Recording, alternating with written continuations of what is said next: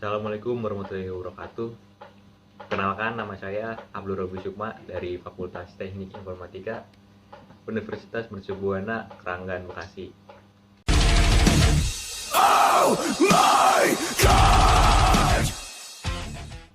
Jadi di sini saya akan membuat video presentasi mengenai pendidikan kepribadian khususnya warga Indonesia agar memiliki rasa nasionalisme yang tinggi terhadap bangsa Indonesia. Alasan saya membuat video ini karena pendidikan kewarganegaraan berperan penting dalam peningkatan nasionalisme generasi muda Indonesia, apalagi di masa sekarang ini sudah banyak era globalisasi yang membuat kita mulai kehilangan jati diri kita sendiri, terutama pada generasi-generasi yang masih muda. Mereka lebih memilih budaya-budaya luar seperti dari budaya barat. Pendidikan kewarganegaraan sangatlah penting untuk dipelajari oleh semua kalangan. Oleh sebab itu, pendidikan nasional Indonesia menjadikan pendidikan kewarganegaraan sebagai pelajaran pokok dalam 5 status. Yang pertama, sebagai mata pelajaran di sekolah, ini seperti ada di sekolah dasar, di SMP maupun SMA. Lalu yang kedua, sebagai mata kuliah di perguruan tinggi, ini seperti di universitas, di kampus-kampus dan semacamnya. Yang ketiga, sebagai salah satu cabang pendidikan disiplin ilmu pengetahuan sosial dalam rangka program pendidikan guru. Yang keempat, sebagai program pendidikan politik yang dikemas dalam bentuk penataran pedoman penghayatan dan pengamalan Pancasila atau sejenisnya yang pernah dikelola oleh badan pemerintahan. Dan yang kelima, yang terakhir, sebagai rangka konseptual dalam bentuk pemikiran individual dan kelompok pakar, serta kewarganegaraan merupakan hal yang sangat penting dalam suatu negara. Nah, perubahan pendidikan itu selalu berubah dari masa ke masa ya. Oleh karena itu pada tahun 1996 para pakar-pakar itu sudah mulai memikirkan apa yang harus dilakukan untuk menyikapi pendidikan di abad ke-21. Dan mereka memberikan 3 poin penting, yaitu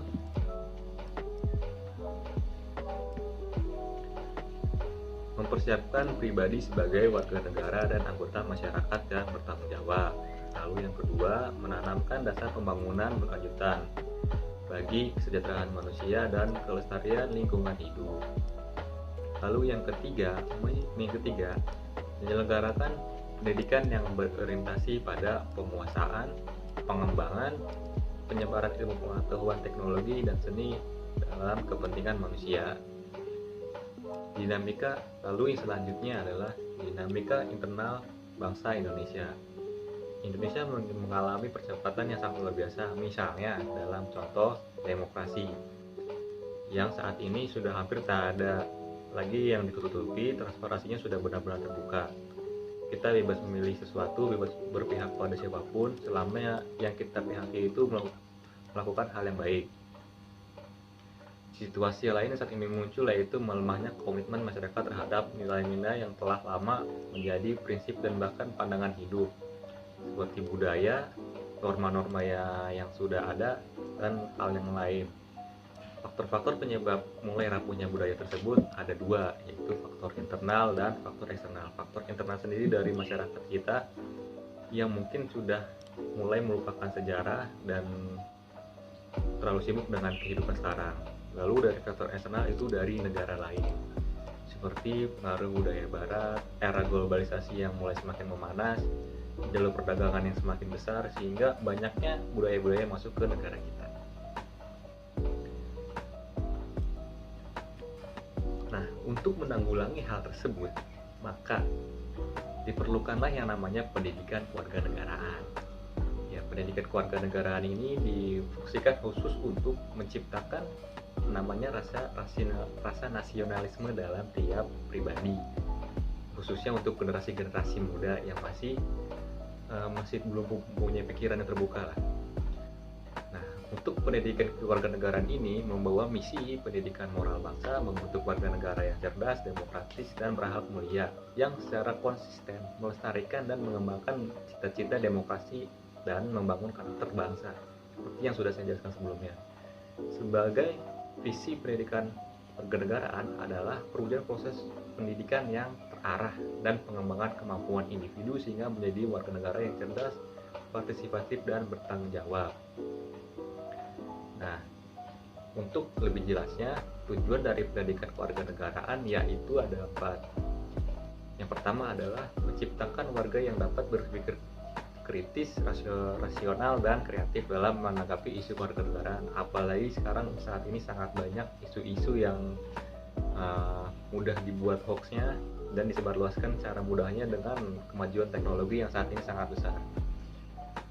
Lalu yang kedua adalah berpartisipasi secara aktif dan bertanggung jawab dan bertindak secara cerdas dalam kegiatan bermasyarakat, berbangsa, dan bernegara, serta anti korupsi. Contohnya adalah dalam proses pemilu kita sangat tidak diharapkan untuk golput, dan juga yang paling penting adalah jangan korupsi, karena korupsi itu merupakan bibit awal kehancuran suatu bangsa.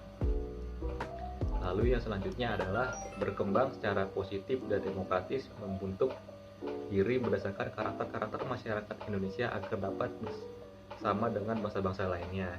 Ya, di sini dimana kita harus mengembangkan kemampuan kita, skill-skill kita agar bisa bersaing dengan negara-negara lain. Namun di sisi lain kita tidak boleh melupakan identitas negara bangsa kita sendiri, sehingga mereka tahu kalau kita ini berasal dari negara mana. Lalu tujuan yang terakhir adalah berinteraksi dengan bangsa-bangsa lain dalam peraturan dunia, serta secara langsung atau tidak langsung dengan memanfaatkan teknologi informasi dan komunikasi. Di sini sama seperti poin ketiga tadi, di mana kita berperan aktif dalam organisasi yang tidak hanya di Indonesia saja, namun di negara-negara lain juga.